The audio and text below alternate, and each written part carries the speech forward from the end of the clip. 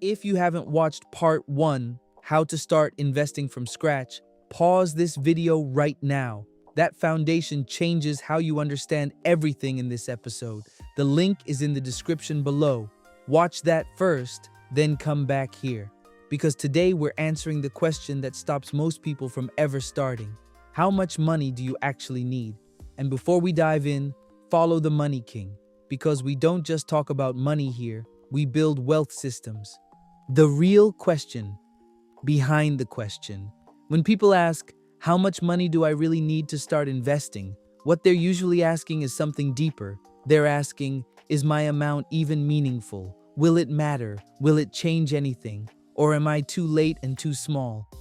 Let me tell you something that may shift your entire perspective. The amount you start with determines very little.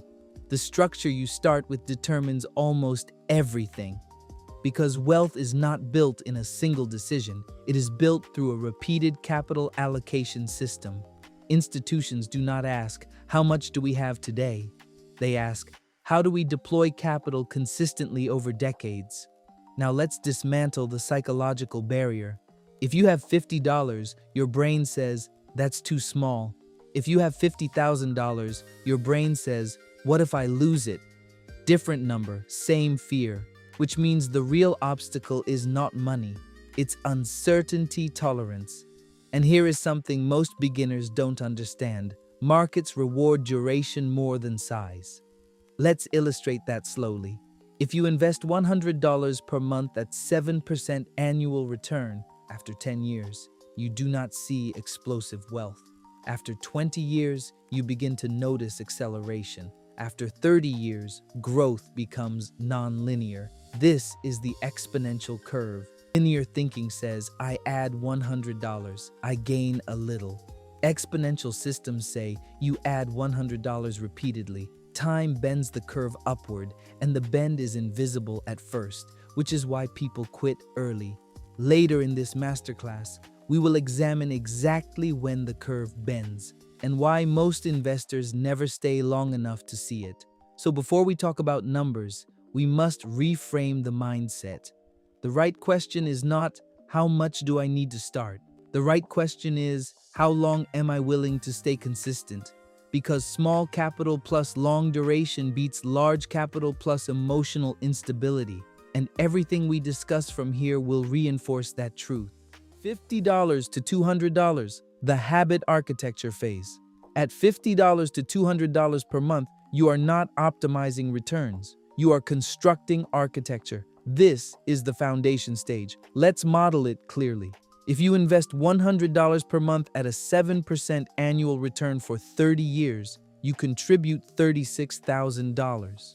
Your portfolio may grow to roughly $120,000 to $130,000. But here is what matters more. You build automation. You build emotional stability. You build process repetition. Automation is not convenience. It is behavioral insurance. When contributions happen automatically, you remove decision fatigue. And decision fatigue destroys long-term investing. Now here's the deeper institutional concept. Early volatility is beneficial for small investors. Why? Because you are accumulating. If markets fall 20% in year 2, your $100 buys more shares. This is dollar cost averaging advantage. And most beginners interpret volatility as danger. Professionals interpret volatility as discounted acquisition. That mental shift alone changes everything. Later, when we discuss sequence of return risk, you'll understand why early downturns can actually improve long-term outcomes. Now let's add advanced modeling. If you increase your $100 contribution by just 5% annually, matching modest income growth, the difference over 30 years becomes substantial. This is contribution escalation strategy. Small increases, massive long-term impact. The lesson at this stage, do not chase performance. Do not obsess over return. Engineer consistency, because the most valuable thing you're compounding right now is behavior. $200 to $1,000 per month. portfolio structure begins to matter. Once you move into the $200 to $1,000 per month range, you transition from habit formation to structural optimization. Now, allocation matters. Now, fees matter. Now, diversification matters. Let's talk about allocation. A simple 60-30-10 structure, 60% equities, 30% bonds, 10% cash, balances growth and stability. But here's the advanced insight. Diversification is not about owning many assets. It's about owning assets that behave differently. Correlation determines real diversification. If everything falls together, you are not diversified. Institutional portfolios examine correlation constantly because reducing volatility without reducing return improves risk-adjusted performance. Now let's introduce risk-adjusted return. Two portfolios may both return 7%, but if one has lower volatility, its long-term compounding efficiency is higher. Why? Because volatility drag reduces geometric returns. Higher swings reduce compounded growth. Smooth growth compounds more efficiently. That's why structure matters more than excitement. In a few minutes, we'll model how a 1% fee difference interacts with volatility drag and reshapes long-term outcomes. At this stage, you are no longer just investing, you are engineering. $10,000 to $100,000 invested when I had to start thinking like an investor. When my investments crossed that $10,000 mark, everything changed mentally. It stopped feeling like I was trying this out. It started feeling like I was managing something that actually mattered. And once I moved toward that $20,000, $50,000, and eventually pushing towards 6 figures invested, I realized something uncomfortable. I couldn't afford to invest emotionally anymore. This is where I had to step into what I call strategic asset allocation mode. I had to start thinking in frameworks. At this level, I had to stop reacting to headlines and start thinking in probabilities. Strategic asset allocation became my blueprint, my long-term game plan. Instead of asking, "What's hot right now?" I started asking, "What return am I realistically targeting? How much volatility can I emotionally handle? What's my actual time horizon? Will I need this money liquid soon?" That shift alone changed everything, because now I wasn't reacting. I was positioning. What my allocation started looking like. When I got more intentional, I built something like this: 60% global equities, 20% bonds, 10% real assets, 10% flexible/tactical. Now, I'm not saying this exact split is magic. It's just an example of how I structured mine around long-term growth with controlled risk. Before that, I was basically 90 to 100% in equities because I'm young, I can handle it. But when your portfolio swings $5,000 in a week instead of $500, it hits different. And that's when structure matters. Rebalancing was the game changer. This is the part most people ignore.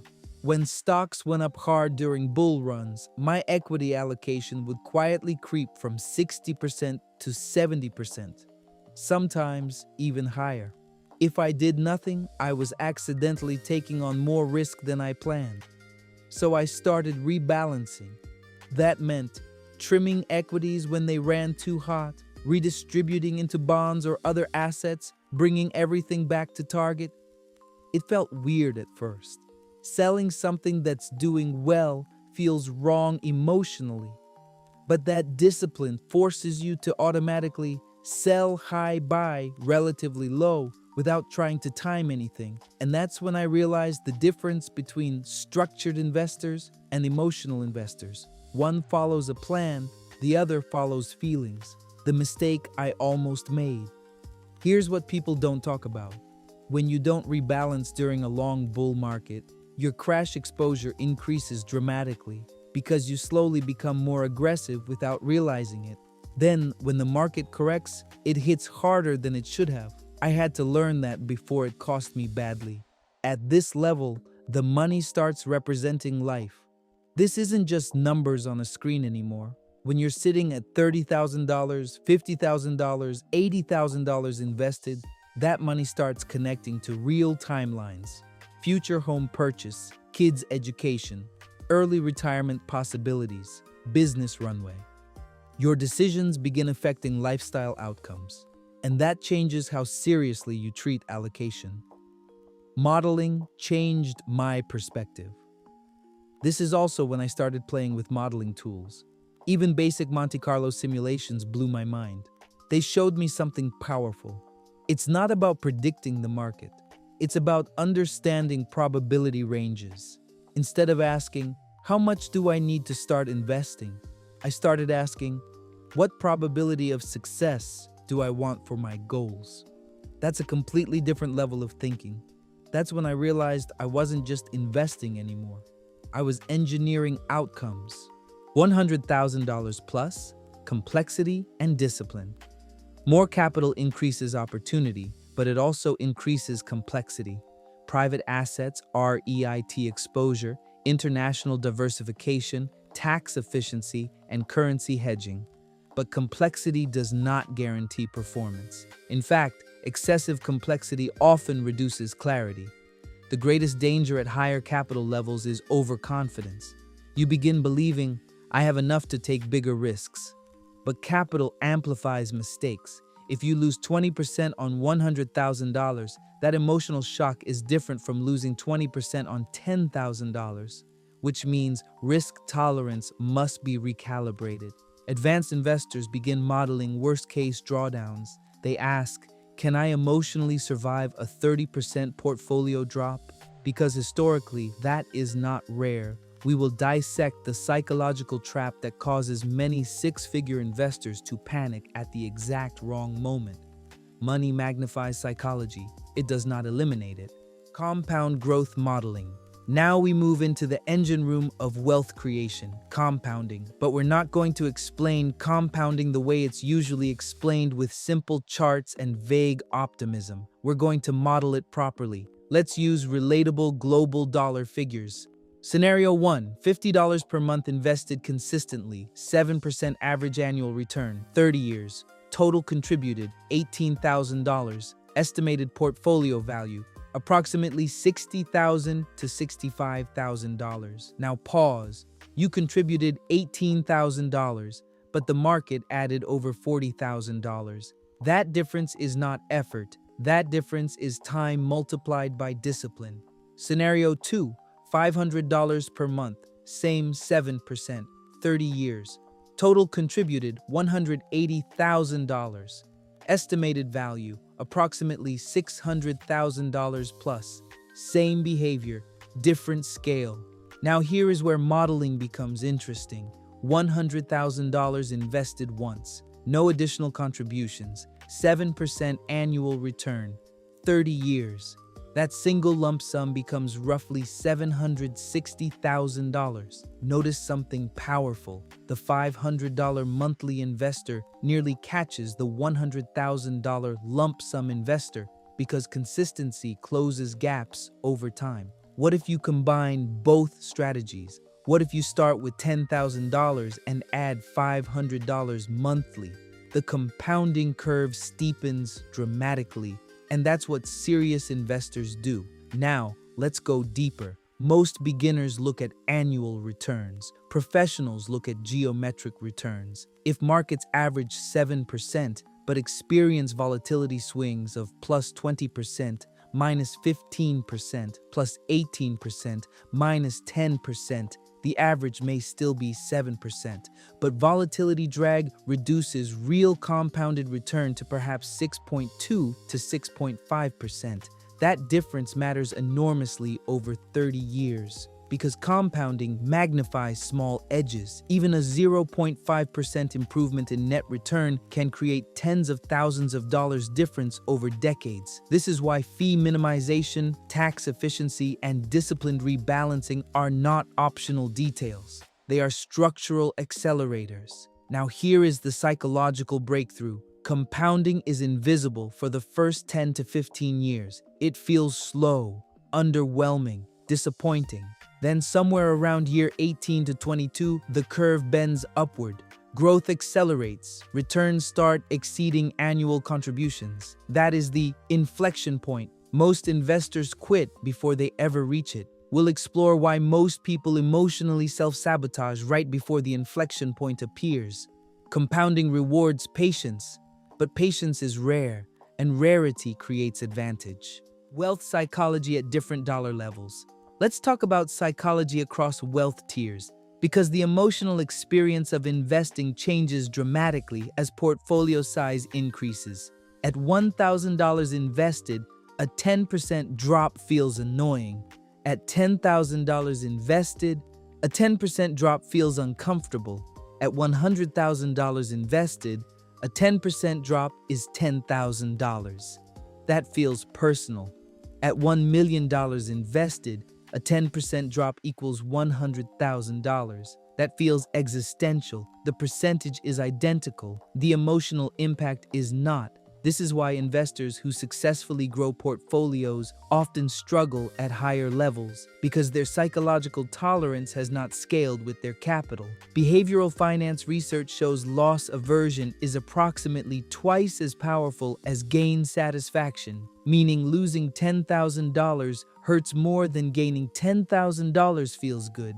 Now here's the retention insight. The bigger your portfolio becomes, the more critical your investment policy becomes. Institutions create investment policy statements. They define target allocation, rebalancing frequency, maximum drawdown tolerance, liquidity needs. They follow rules, not emotion. If you have $50,000 invested and markets drop 25%, your portfolio becomes $37,500. Do you panic? Or do you rebalance? That single decision changes 30-year outcomes. Later, I'll explain how disciplined rebalancing during downturns historically accelerates recovery speed. Wealth building is not about intelligence, it's about emotional endurance. If you master emotional neutrality, you gain structural advantage over most participants.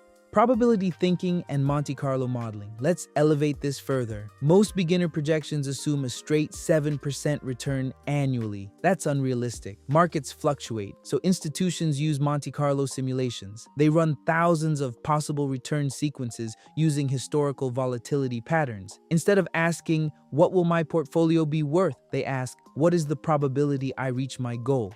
For example, if you invest $500 per month for 30 years, Monte Carlo modeling might show 85% probability of exceeding $550,000, 60% probability of exceeding $700,000, 30% probability of exceeding $850,000. This reframes everything. Investing becomes probability management.